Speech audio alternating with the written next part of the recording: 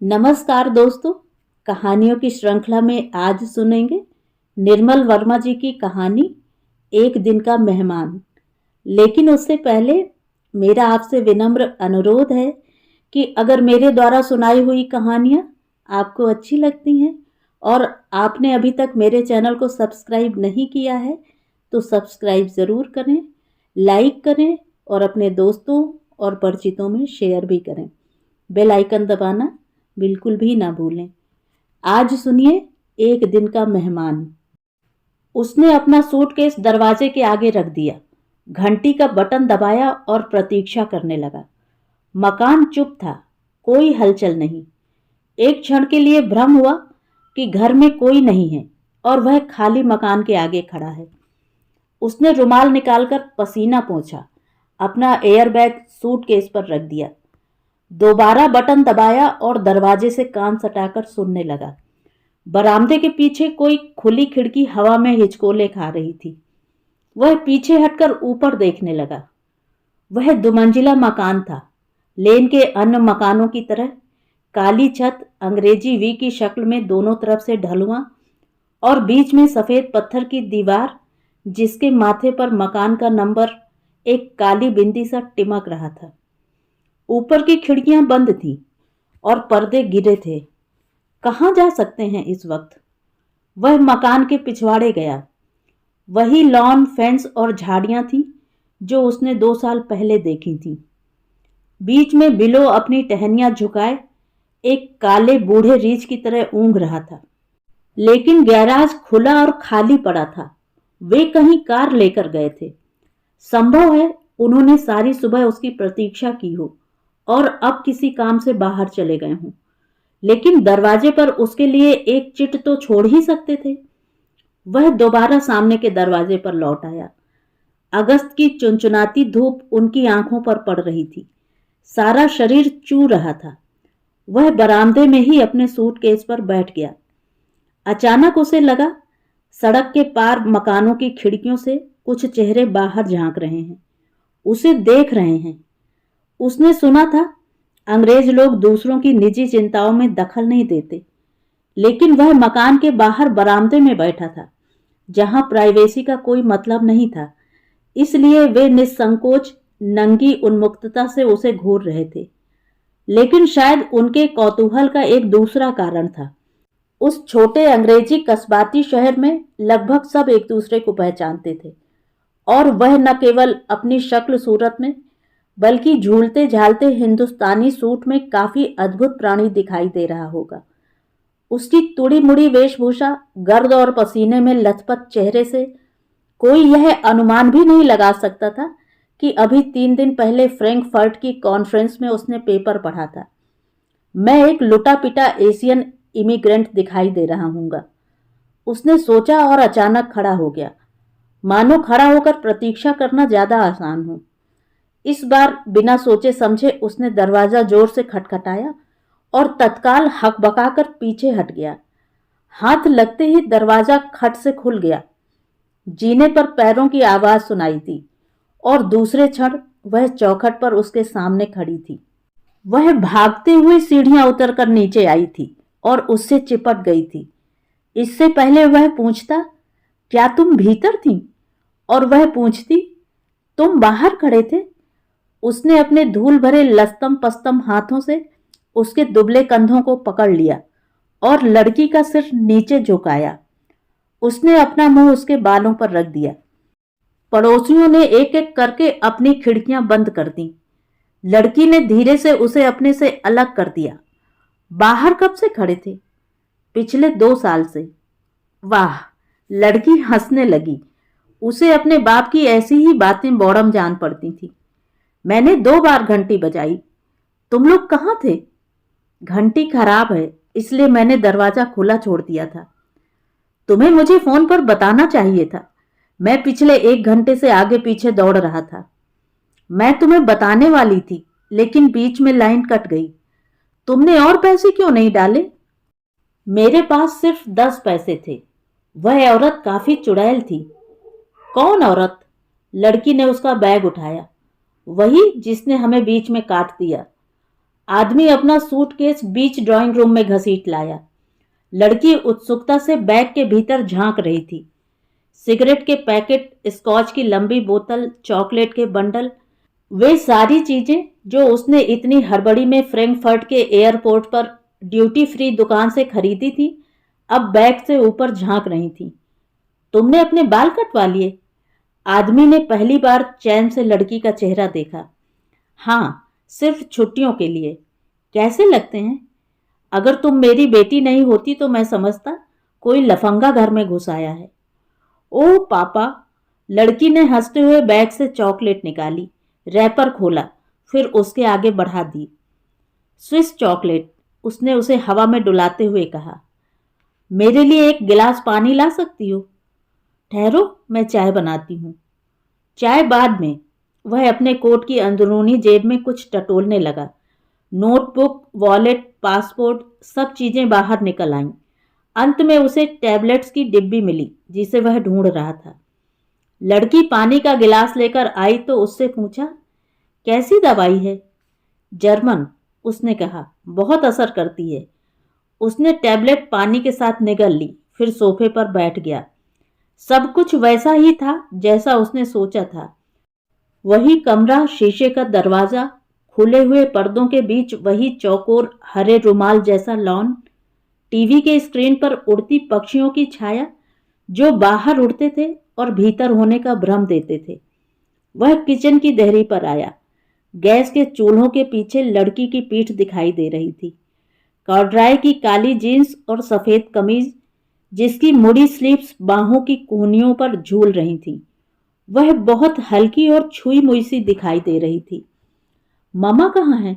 उसने पूछा। शायद उसकी आवाज इतनी धीमी थी कि लड़की ने उसे नहीं सुना, किंतु उसे लगा जैसे लड़की की गर्दन कुछ ऊपर उठी हो। मम्मा क्या ऊपर हैं? उसने दोबारा कहा और लड़की वैसे ही निश्चल खड़ी रही। और तब उसे लगा उसने पहली बार भी उसके प्रश्न को सुन लिया था। क्या वह बाहर गई हैं? उसने पूछा। लड़की ने बहुत धीरे धुंधले ढंग से सिर हिलाया, जिसका मतलब कुछ भी हो सकता था। तुम पापा कुछ मेरी मदद करोगे? वह लपक कर किचन में चला आया। बताओ क्या काम है? तुम चाय की केतली लेकर भीतर जाओ, मैं अभी आती हूँ। बस, उसने निराश स्वर में कहा। अच्छा, प्याले और प्लेटें भी लेते जाओ। वह सब चीजें लेकर भीतर कमरे में चला आया। वह दोबारा किचन में जाना चाहता था, लेकिन लड़की के डर से वह वहीं सोफे पर बैठा रहा। किचन से कुछ तलने की खुशबू आ रही थी। लड़की उसके लिए कुछ बना रही थी और वह उसकी कोई भी मदद नहीं कर पा रहा था। एक बार इच्छा हुई किचन में जाकर उसे मना कराए कि वह कुछ नहीं खाएगा, किंतु दूसरे क्षण भूख ने उसे पकड़ लिया। सुबह से उसने कुछ नहीं खाया था। ह्यूस्टन स्टेशन के कैफेटेरिया में इतनी लंबी क्यू लगी थी कि वह टिकट लेकर सीधा ट्रेन में घुस गया था। सोचा था वह डाइनिंग कार में कुछ पेट में डाल लेगा, किंतु वह दोपहर से पहले नहीं खुलती थी। सच पूछा जाए तो उसने अंतिम खाना कल शाम फ्रैंकफर्ट की एयरपोर्ट में खाया था और जब रात को लंदन पहुंचा था तो अपने होटल की बार में पीता रहा था। तीसरे गिलास के बाद उसने जेब से नोटबुक निकाली, नंबर देखा और बार के टेलीफोन बूथ में जाकर फोन मिलाया था। पहली बार में पता नहीं चला उसकी पत्नी की आवाज है या बच्ची की। उसकी पत्नी ने फोन उठाया होगा, क्योंकि कुछ देर तक फोन का सन्नाटा उसके कानों में झनझनाता रहा। फिर उसने सुना वह ऊपर से बच्ची को बुला रही है और तब उसने घड़ी देखी। उसे अचानक ध्यान आया इस समय वह सो रही होगी और वह फोन नीचे रखना चाहता था, किंतु उसी समय उसे बच्ची का स्वर सुनाई दिया। वह आधी नींद में थी। कुछ देर तक उसे पता ही नहीं चला कि वह इंडिया से बोल रहा है, फ्रैंकफर्ट या लंदन से। वह उसे अपनी स्थिति समझा ही रहा था कि 3 मिनट खत्म हो गए और उसके पास इतनी चेंज भी नहीं थी कि वह लाइन को कटने से बचा सके। तसल्ली सिर्फ इतनी थी कि वह नींद, घबराहट और नशे के बीच यह बताने में सफल हो गया कि वह कल उनके शहर पहुंच रहा है। कल यानी आज। वे अच्छे क्षण थे।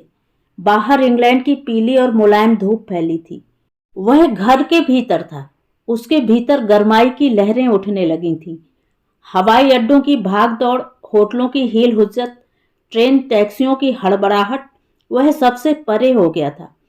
वह घर के भीतर था, उसका अपना घर ना सही, फिर भी एक घर। कुर्सियां, पर्दे, सोफा, टीवी। वह अरसे से इन चीजों के बीच रह रहा था और हर चीज के इतिहास को जानता था। हर 2-3 साल बाद जब वह आता था तो सोचता था, बच्ची कितनी बड़ी हो गई होगी और पत्नी, वह कितनी बदल गई होगी। लेकिन ये चीजें उस दिन से एक जगह ठहरी थी जिस दिन उसने घर छोड़ा था। वे उसके साथ जाती थी, उसके साथ लौट आती थी। पापा, तुमने चाय नहीं डाली? वह किचन से 2 प्लेटें लेकर आई। एक में टोस्ट और मक्खन थे, दूसरे में तले हुए सॉसेज। मैं तुम्हारा इंतजार कर रहा था। चाय डालो, नहीं तो बिल्कुल ठंडी हो जाएगी। वह उसके साथ सोफे पर बैठ गई। टीवी खोल दूं? देखोगे? अभी नहीं। सुनो, तुम्हें मेरे स्टैम्प्स मिल गए थे?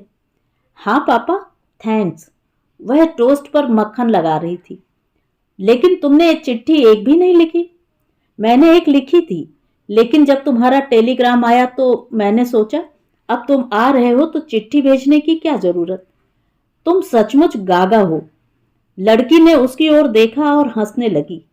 यह उसका चिढ़ाऊ नाम था, जो बाप ने उसे बरसों पहले दिया था, जब वह उसके साथ घर में रहता था।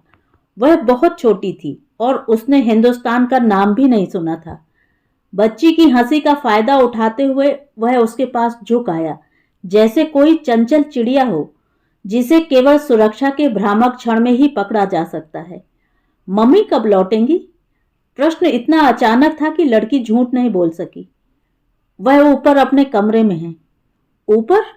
लेकिन तुमने तो कहा था। किरच किरच किरच वह चाकू से जले हुए टोस्ट को कुरेद रही थी, मानो उसके साथ साथ वह उसके प्रश्न को भी काट डालना चाहती हो। हंसी अब भी थी, लेकिन अब वह बर्फ में जमे कीड़े की तरह उसके होठों पर चिपकी थी। क्या उन्हें मालूम है कि मैं यहां हूं?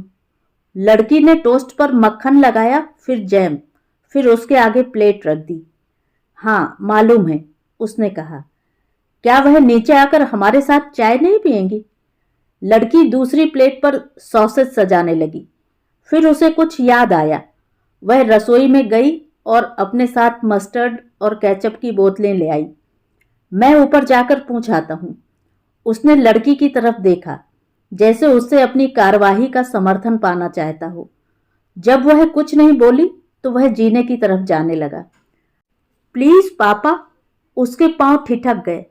आप फिर उनसे लड़ना चाहते हैं? लड़की ने कुछ गुस्से में उसे देखा। लड़ना? वह शर्म से भीगा हुआ हंसने लगा। मैं यहां 2000 मील उनसे लड़ने आया हूं? फिर आप मेरे पास बैठिए। लड़की का स्वर भरा हुआ था।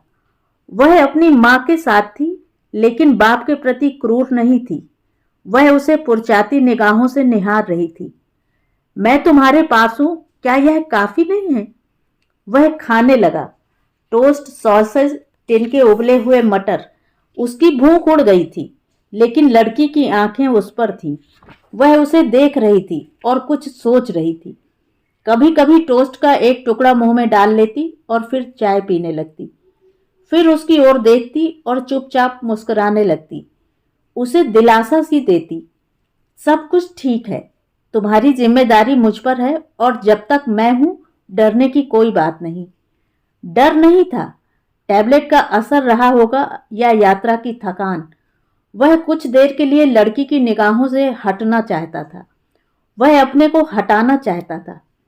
मैं अभी आता हूं, उसने कहा। लड़की ने सशंकित आंखों से उसे देखा। क्या बाथरूम जाएंगे? वह उसके साथ साथ गुसलखाने तक चली आई और जब उसने दरवाजा बंद कर लिया तो भी उसे लगता रहा वह दरवाजे के पीछे खड़ी है।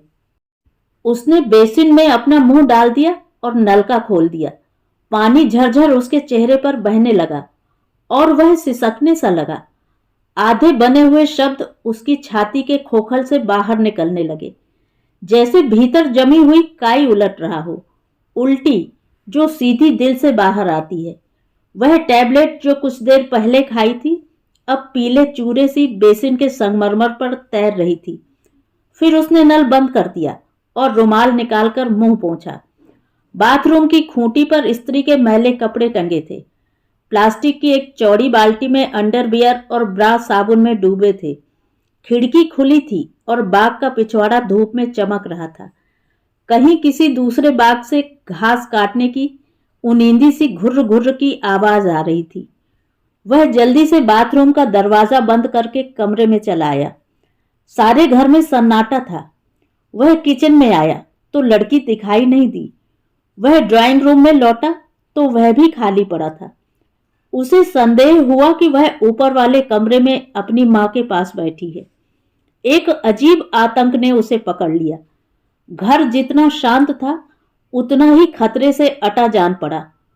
वह कोने में गया जहां उसका सूटकेस रखा था। वह जल्दी जल्दी उसे खोलने लगा। उसने अपने कॉन्फ्रेंस के नोट्स और कागज अलग किए।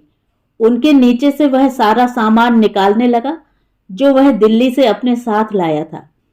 एम्पोरियम का राजस्थानी लहंगा लड़की के लिए, तांबे और पीतल के ट्रिकेट्स जो उसने जनपद पर तिब्बती लामा हिप्पियों से खरीदे थे, पश्मीने की कश्मीरी शॉल बच्ची की मां के लिए, एक लाल गुजराती जरीदार स्लीपर जिसे बच्ची और मां दोनों पहन सकते थे, हैंडलूम के बेड कवर, हिंदुस्तानी टिकटों का एल्बम और एक बहुत बड़ी सचित्र किताब बनारस द एटर्नल सिटी। फर्श पर धीरे धीरे एक छोटा सा हिंदुस्तान जमा हो गया था जिसे वह हर बार यूरोप आते समय अपने साथ ढो लाता था। सहसा उसके हाथ ठिठक गए। वह कुछ देर तक चीजों के ढेर को देखता रहा। कमरे के फर्श पर बिखरी हुई वे बिल्कुल अनाथ और दयनीय दिखाई दे रही थी। एक पागल सी इच्छा हुई कि वह उन्हें कमरे में जैसे का तैसा छोड़कर भाग खड़ा हो। किसी को पता भी न चलेगा वह कहाँ चला गया। लड़की थोड़ा बहुत जरूर हैरान होगी, किंतु बरसों से वह उससे ऐसे ही अचानक मिलती रही थी और बिना कारण बिछुड़ती रही थी।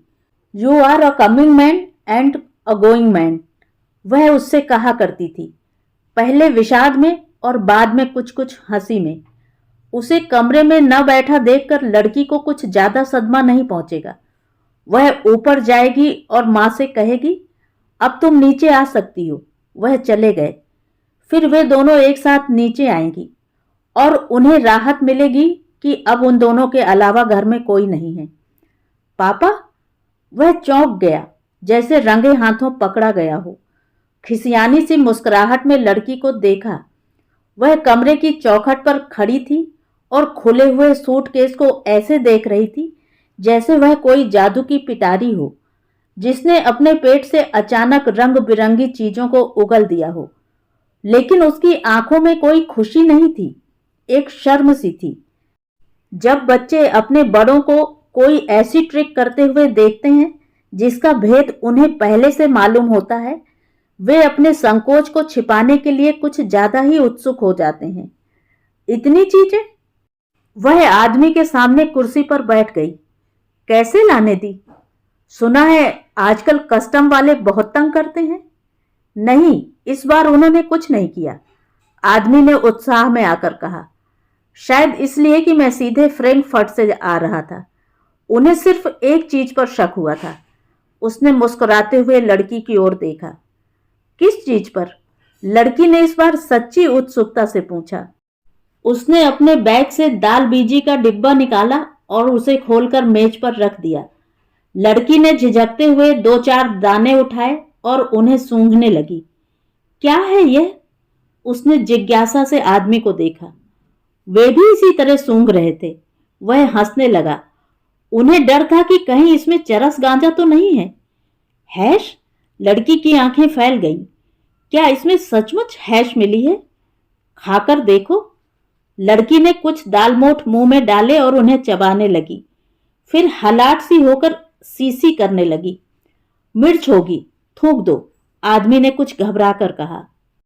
किंतु लड़की ने उन्हें निगल लिया और छलछलाई आंखों से बाप को देखने लगी। तुम भी पागल हो, सब निगल बैठी। आदमी ने जल्दी से उसे पानी का गिलास दिया जो वह उसके लिए लाई थी। मुझे पसंद है। लड़की ने जल्दी से पानी पिया और अपनी कमीज की मुड़ी हुई बाहों से आंखें पोंछने लगी। फिर मुस्कुराते हुए आदमी की ओर देखा। I love it. वह कई बातें सिर्फ आदमी का मन रखने के लिए करती थी।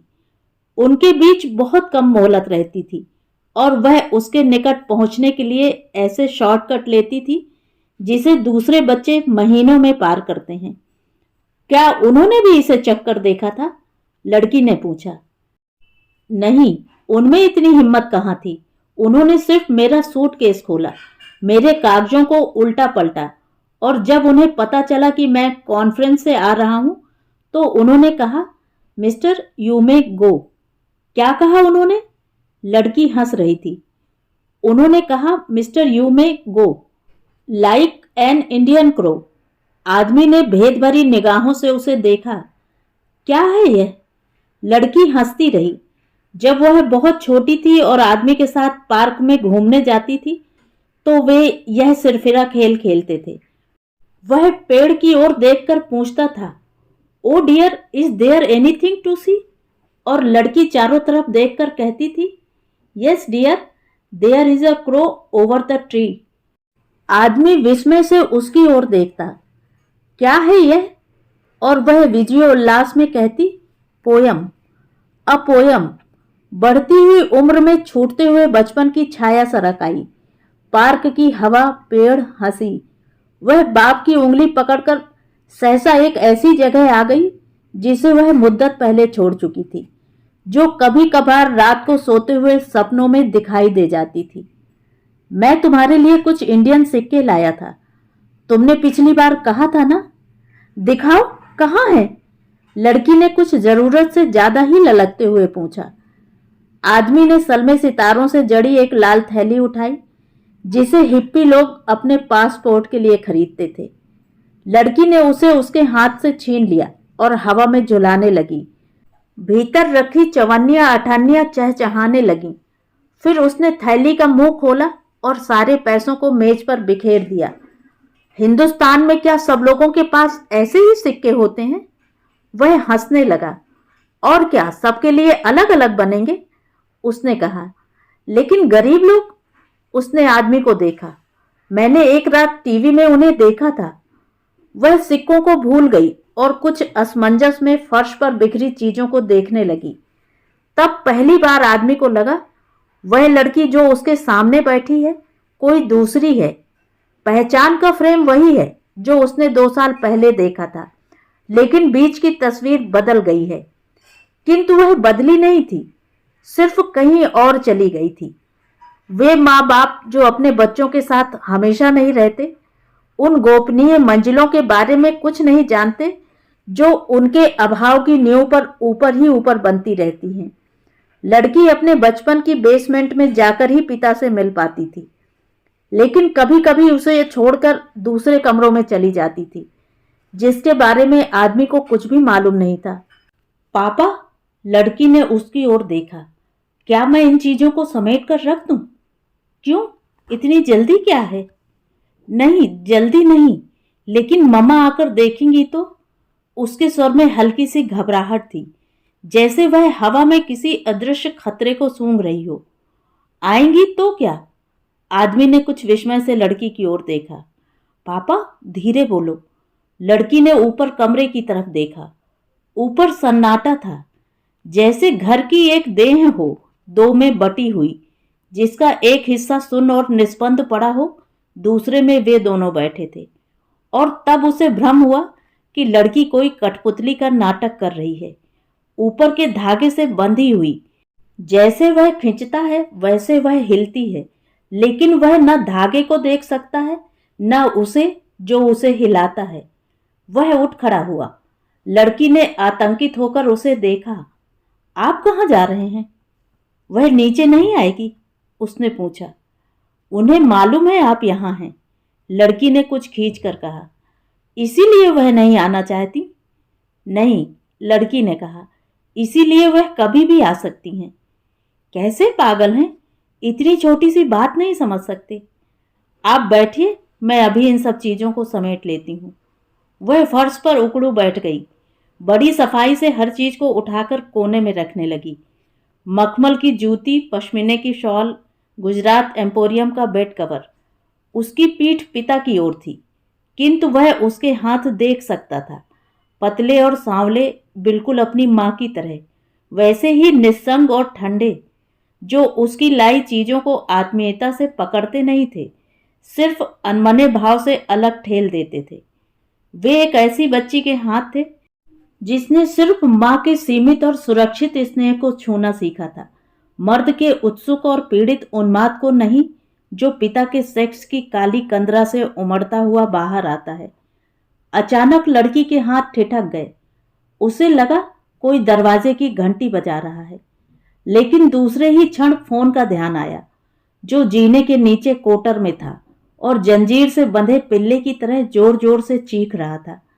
लड़की ने चीजें वैसे ही छोड़ दी और लपकते हुए सीढ़ियों के पास गई, फोन उठाया।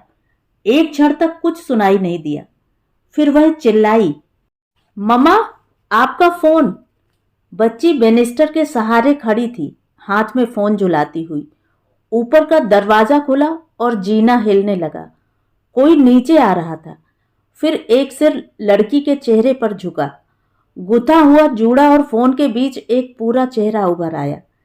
किसका है? औरत ने अपने लटकते हुए जूड़े को पीछे धकेल दिया और लड़की के हाथ से फोन खींच लिया। आदमी कुर्सी से उठा। लड़की ने उसकी ओर देखा। हेलो, औरत ने कहा। Hello, hello.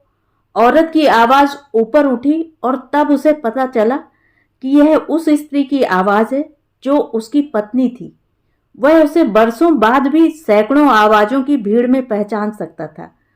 ऊंची पिच पर हल्के से कांपती हुई, हमेशा से सख्त, आहत, परेशान, उसकी देह की एकमात्र चीज, जो देह से परे आदमी की आत्मा पर खून की खरोंच खींच जाती थी।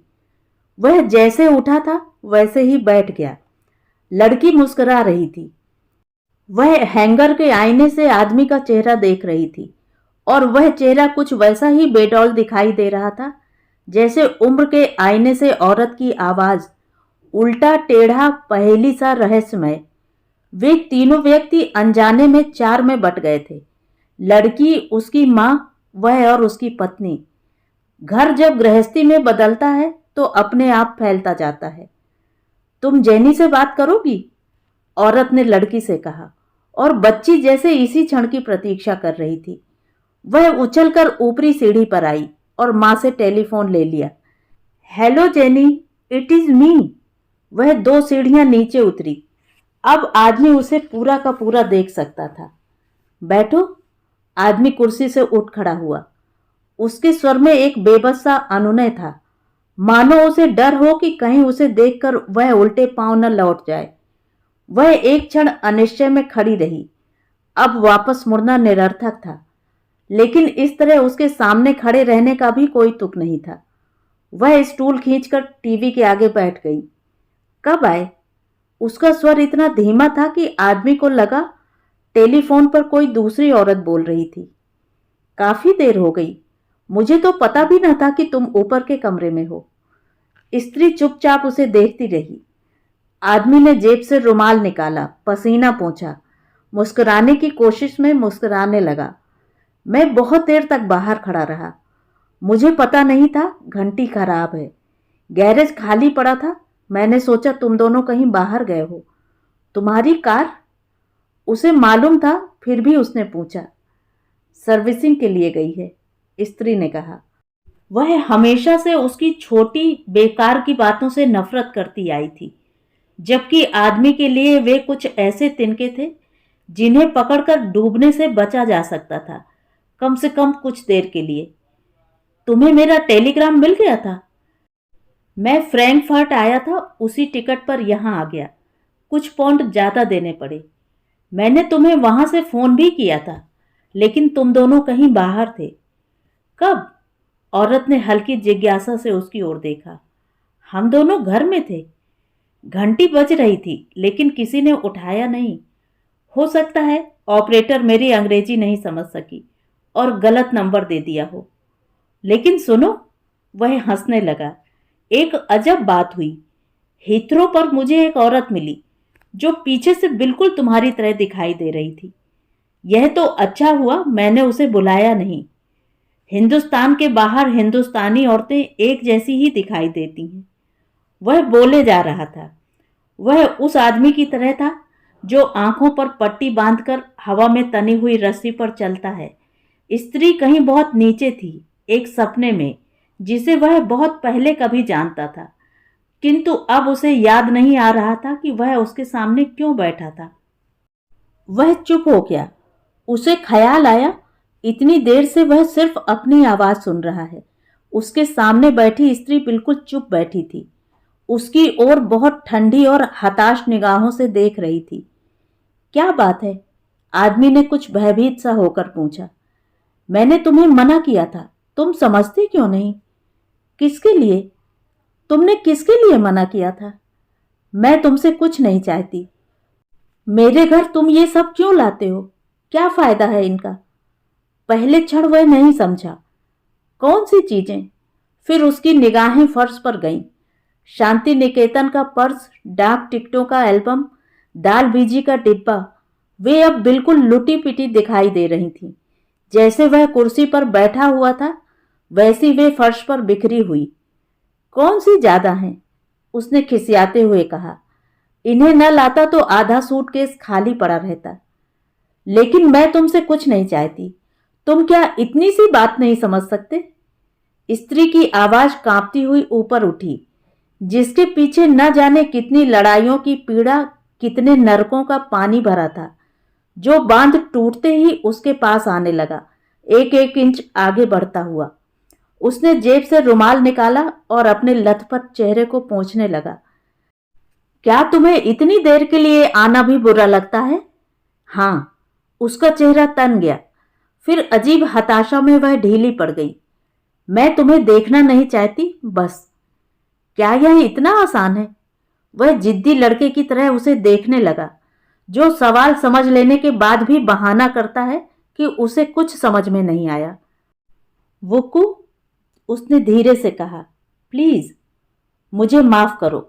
औरत ने कहा, तुम चाहती क्या हो? Leave me alone. इससे ज्यादा मैं कुछ और नहीं चाहती। मैं बच्ची से भी मिलने नहीं आ सकता। इस घर में नहीं। तुम उससे कहीं बाहर मिल सकते हो। बाहर? आदमी ने हकबकाकर सिर उठाया। बाहर कहाँ? उस क्षण वह भूल गया कि बाहर सारी दुनिया फैली है। पार्क, सड़कें, होटल के कमरे, उसका अपना संसार। बच्ची कहाँ कहाँ उसके साथ घिसटेगी। वह फोन पर हंस रही थी, कुछ कह रही थी। नहीं, आज मैं नहीं आ सकती। डैडी घर में हैं, अभी अभी आ रहे हैं। नहीं, मुझे नहीं मालूम। मैंने पूछा नहीं। क्या नहीं मालूम? शायद उसकी सहेली ने पूछा था वह कितने दिन रहेगा। सामने बैठी स्त्री भी शायद यह जानना चाहती थी, कितना समय, कितनी घड़ियां, कितनी यातना अभी और उसके साथ भोगनी पड़ेगी। शाम की आखिरी धूप भीतर आ रही थी। टीवी का स्क्रीन चमक रहा था, लेकिन वह खाली था और उसमें सिर्फ स्त्री की छाया बैठी थी। जैसे खबरें शुरू होने से पहले अनाउंसर की छवि दिखाई देती है, पहले कमजोर और धुंधली, फिर धीरे धीरे ब्राइट होती हुई। वह सांस रोके प्रतीक्षा कर रहा था कि वह कुछ कहेगी। हालांकि उसे मालूम था कि पिछले वर्षों से सिर्फ एक न्यूज रील है, जो हर बार मिलने पर एक पुरानी पीड़ा का टेप खोलने लगती है, जिसका संबंध किसी दूसरी जिंदगी से है। चीजें और आदमी कितनी अलग हैं। बरसों बाद भी घर, किताबें, कमरे वैसे ही रहते हैं जैसा तुम छोड़ गए थे, लेकिन लोग, वे उसी दिन से मरने लगते हैं जिस दिन से अलग हो जाते हैं। मरते नहीं, एक दूसरी जिंदगी जीने लगते हैं, जो धीरे धीरे उस जिंदगी का गला घोट देती है जो तुमने साथ गुजारी थी। मैं सिर्फ बच्ची से नहीं, वह हकलाने लगा, मैं तुमसे भी मिलने आया था। मुझसे? औरत के चेहरे पर हंसी, हिकारत, हैरानी एक साथ उमड़ आई। तुम्हारी झूठ बोलने की आदत अभी तक नहीं गई। तुमसे झूठ बोलकर अब मुझे क्या मिलेगा? मालूम नहीं तुम्हें क्या मिलेगा। मुझे जो मिला है उसे मैं भोग रही हूं। उसने एक ठहरी ठंडी निगाह से बाहर देखा। मुझे अगर तुम्हारे बारे में पहले से ही कुछ मालूम होता तो मैं कुछ कर सकती थी। क्या कर सकती थी? एक ठंडी सी झुरझुरी ने आदमी को पकड़ लिया। कुछ भी। मैं तुम्हारी तरह अकेली नहीं रह सकती, लेकिन अब इस उम्र में अब कोई मुझे देखता भी नहीं। बुक्कू, उसने हाथ पकड़ लिया। मेरा नाम मत लो, वह सब खत्म हो गया। वह रो रही थी, बिल्कुल निस्संग, जिसका गुजरे हुए आदमी और आने वाली उम्मीद दोनों से कोई सरोकार नहीं था। आंसू जो एक कारण से नहीं, पूरा पत्थर हट जाने से आते हैं, एक ढलुआ जिंदगी पर नाले की तरह बहते हुए औरत बार बार उन्हें अपने हाथ से झटक देती थी। बच्ची कब से फोन के पास चुप बैठी थी। वह जीने की सबसे निचली सीढ़ी पर बैठी थी और सूखी आंखों से रोती मां को देख रही थी। उसके सब प्रयत्न निष्फल हो गए थे, किंतु उसके चेहरे पर निराशा नहीं थी। हर परिवार के अपने दुस्वप्न होते हैं जो एक अनवरत पहिए में घूमते हैं। वह उसमें हाथ नहीं डालना चाहती थी। इतनी कम उम्र में वह इतना बड़ा सत्य जान गई थी कि मनुष्य के मन और बाहर की सृष्टि में एक अद्भुत समानता है। वे जब तक अपना चक्कर पूरा नहीं कर लेते, उन्हें बीच में रोकना बेईमानी है। वह बिना आदमी को देखे मां के पास गई, कुछ कहा जो उसके लिए नहीं था। औरत ने उसे अपने पास बैठा लिया, बिल्कुल अपने से सटाकर। काउच पर बैठी वे दोनों दो बहनों सी लग रही थीं। वे उसे भूल गई थीं। कुछ देर पहले जो ज्वार उठा था उसमें घर डूब गया था, लेकिन अब पानी वापस लौट गया था और अब आदमी वहां था जहां उसे होना चाहिए था, किनारे पर। उसे यह ईश्वर का वरदान जैसा जान पड़ा। वह दोनों के बीच बैठा है, अदृश्य। बरसों से उसकी यह साध रही थी कि वह मां और बेटी के बीच अदृश्य बैठा रहे। सिर्फ ईश्वर ही अपनी दया में अदृश्य होता है, यह उसे मालूम था। किंतु जो आदमी गड्ढे की सबसे निचली सतह पर जीता है, उसे भी कोई नहीं देख सकता।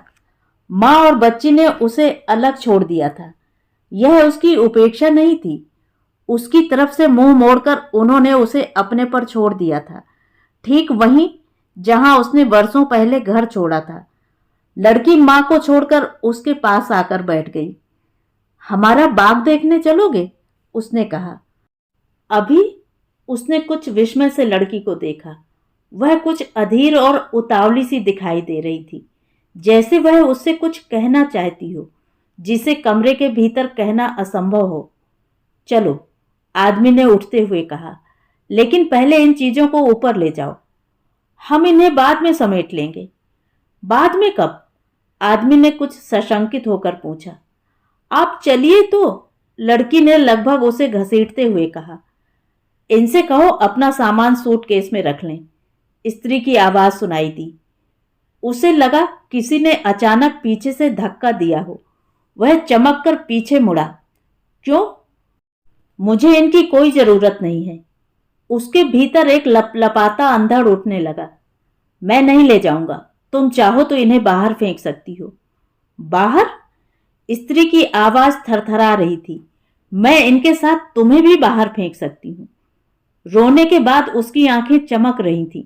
गालों का गीलापन सूखे कांच सा जम गया था, जो पोंछे हुए नहीं, सूखे हुए आंसुओं से उभर कर आता है। क्या हम बाग देखने नहीं चलेंगे? बच्ची ने उसका हाथ खींचा और वह उसके साथ चलने लगा। वह कुछ भी नहीं देख रहा था। घास, क्यारियां और पेड़ एक गूंगी फिल्म की तरह चल रहे थे। सिर्फ उसकी पत्नी की आवाज एक भुतैली कमेंट्री की तरह गूंज रही थी। बाहर, बाहर। आप मम्मी के साथ बहस क्यों करते हैं? लड़की ने कहा। मैंने बहस कहाँ की? उसने बच्ची को देखा, जैसे वह भी उसकी दुश्मन हो। आप करते हैं। लड़की का स्वर अजीब सा हठीला हो आया था। वह अंग्रेजी में यूं कहती थी, जिसका मतलब प्यार में तुम होता था और नाराजगी में आप। अंग्रेजी सर्वनाम की यह संदिग्धता बाप बेटी के रिश्ते को हवा में टांगे रहती थी, कभी बहुत पास, कभी बहुत पराया, जिसका सही अंदाज उसे सिर्फ लड़की की टोन में टटोलना पड़ता था। एक अजीब से भय ने आदमी को पकड़ लिया। वह एक ही समय में माँ और बच्ची दोनों को नहीं खोना चाहता था। बड़ा प्यारा बाग है, उसने फुसलाते हुए कहा। क्या माली आता है? नहीं, माली नहीं, लड़की ने उत्साह से कहा। मैं शाम को पानी देती हूँ और छुट्टी के दिन मम्मी घास काटती हैं।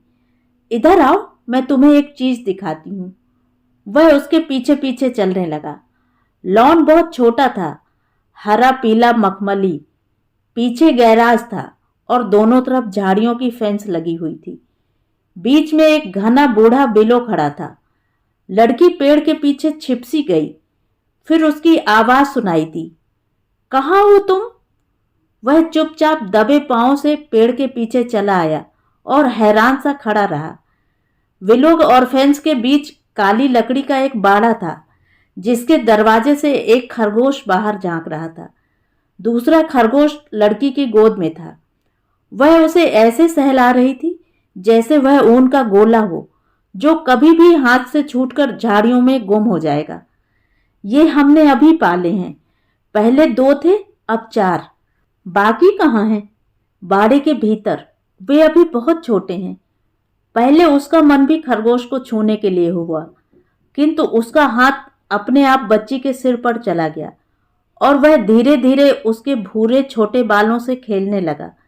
लड़की चुपचाप खड़ी रही और खरगोश अपनी नाक सिकोड़ता हुआ उसकी ओर ताक रहा था। पापा, लड़की ने बिना सिर उठाए धीरे से कहा। क्या आपने डे रिटर्न का टिकट लिया है? नहीं। क्यों? ऐसे ही। यहां वापसी का टिकट बहुत सस्ता मिल जाता है। क्या उसने यही पूछने के लिए उसे यहां बुलाया था?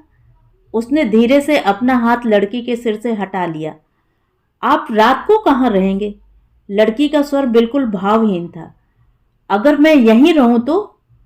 लड़की ने धीरे से खरगोश को बाड़े में रख दिया और खट से दरवाजा बंद कर दिया। मैं हंसी कर रहा था, उसने हंसकर कहा। मैं आखिरी ट्रेन से लौट जाऊंगा। लड़की ने मुड़कर उसकी ओर देखा। यहाँ 2-3 अच्छे होटल भी हैं, मैं अभी फोन करके पूछ लेती हूँ। बच्ची का स्वर बहुत कोमल हो आया।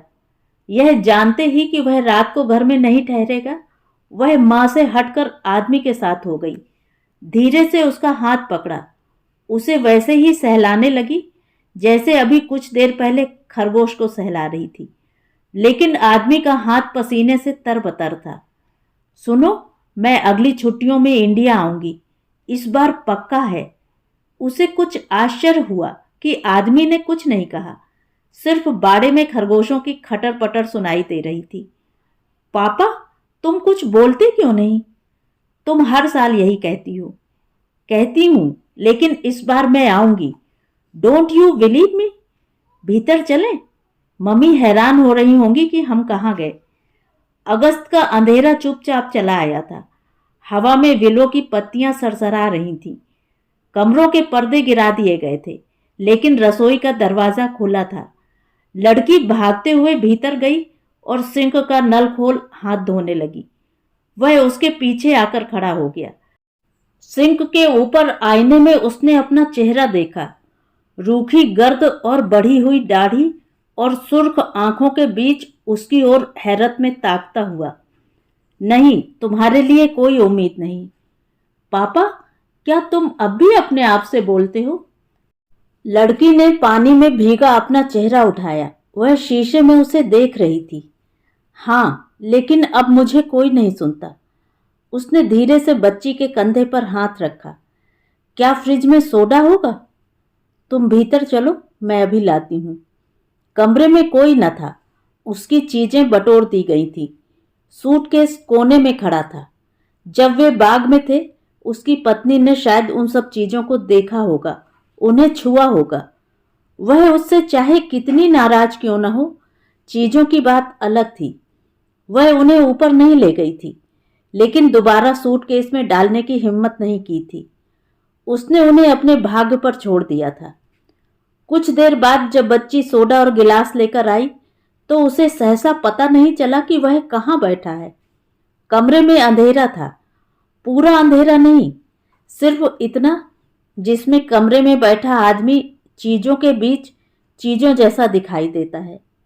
पापा, तुमने बत्ती नहीं जलाई? अभी जलाता हूँ। वह उठा और स्विच को ढूंढने लगा।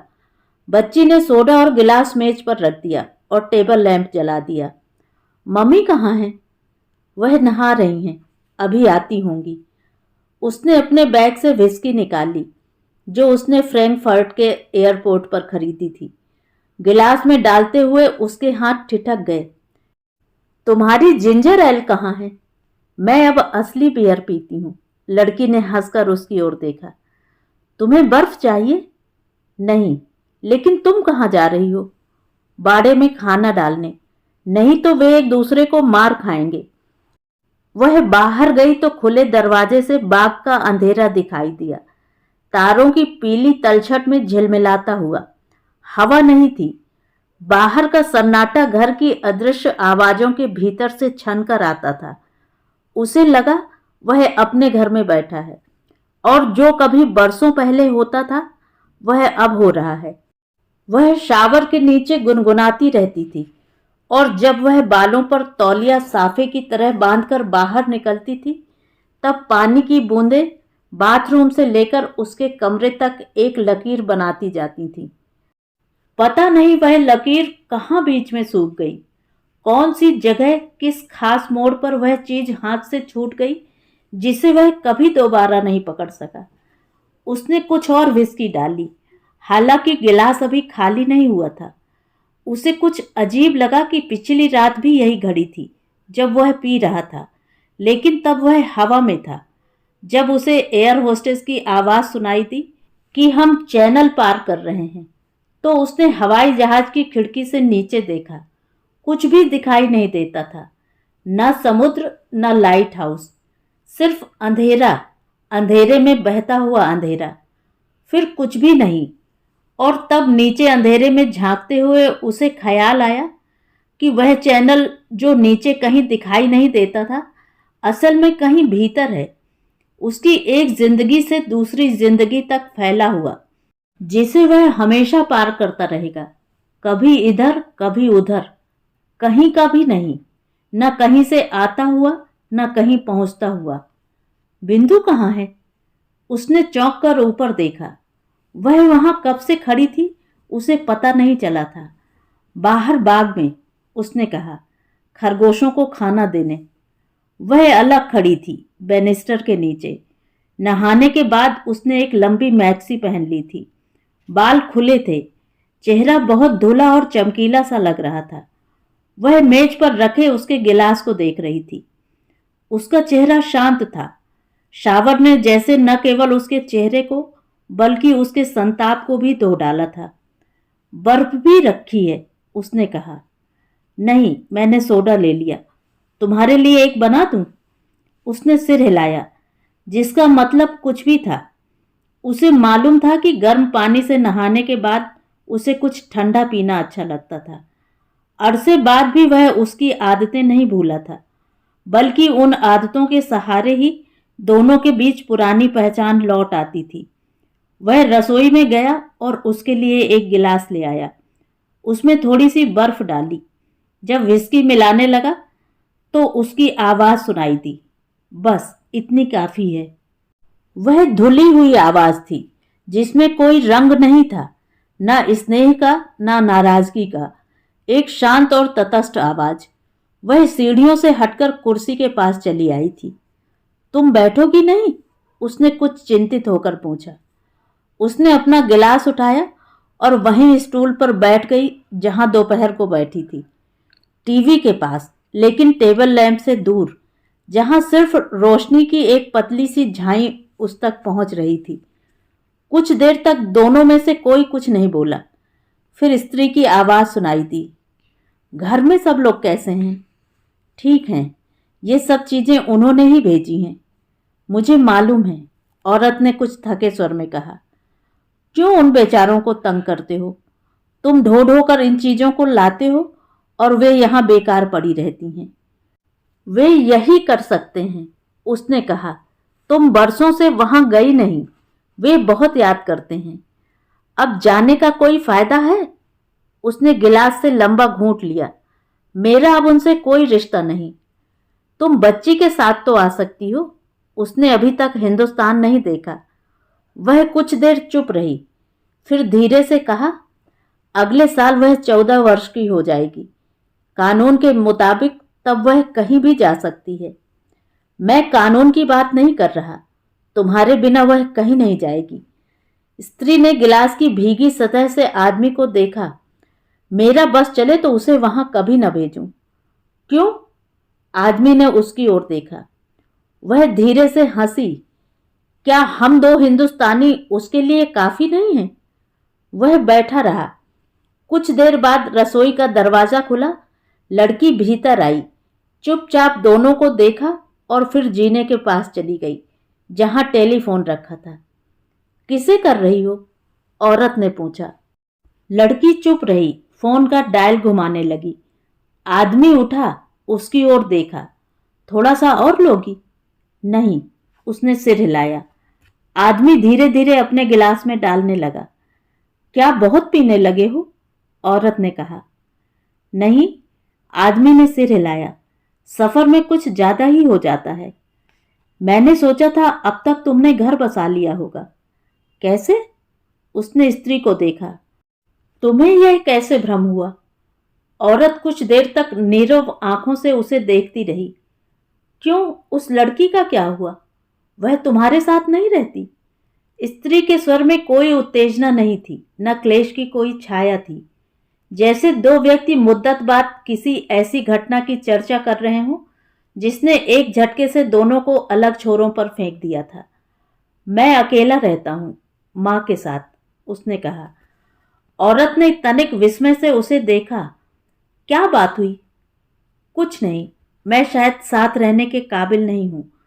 उसका स्वर असाधारण रूप से धीमा हो आया, जैसे वह अपनी किसी गुप्त बीमारी के बारे में बता रहा हो। तुम हैरान हो, लेकिन ऐसे लोग होते हैं।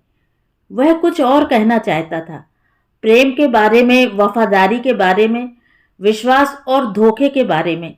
कोई बड़ा सत्य जो बहुत से झूठों से मिलकर बनता है, विस्की की धुंध में बिजली की तरह कौंधता है और दूसरे क्षण हमेशा के लिए अंधेरे में लोप हो जाता है। लड़की शायद इस क्षण की ही प्रतीक्षा कर रही थी। वह टेलीफोन से उठकर आदमी के पास आई। एक बार मां को देखा। वह टेबल लैंप के पीछे अंधेरे के आधे कोने में छिप गई थी। और आदमी? वह गिलास के पीछे सिर्फ एक डबडबाता सा धब्बा बनकर रह गया था। पापा, लड़की के हाथ में कागज का पुर्जा था। यह होटल का नाम है। टैक्सी तुम्हें सिर्फ 10 मिनट में पहुंचा देगी। उसने लड़की को अपने पास खींच लिया और कागज जेब में रख लिया। कुछ देर तक तीनों चुप बैठे रहे, जैसे बरसों पहले यात्रा पर निकलने से पहले घर के सब प्राणी एक साथ सिमटकर चुप हो जाते थे। बाहर बहुत से तारे निकल आए थे, जिसमें बूढ़ी विलो, झाड़ियां और खरगोशों का बाड़ा एक निस्पंद पीले आलोक में पास पास सरक आए थे। उसने अपना गिलास मेज पर रखा, फिर धीरे से लड़की को चूमा, अपना सूटकेस उठाया और जब लड़की ने दरवाजा खोला तो वह क्षण भर देहरी पर ठिठक गया। मैं चलता हूं, उसने कहा। पता नहीं यह बात उसने किससे कही थी, किंतु जहां वह बैठी थी वहां से कोई आवाज नहीं आई। वहां उतनी ही घनी चुप्पी थी जितनी बाहर अंधेरे में जहां वह जा रहा था। तो ये थी कहानी। कहानी आपको कैसी लगी? कमेंट करके ज़रूर बताएं।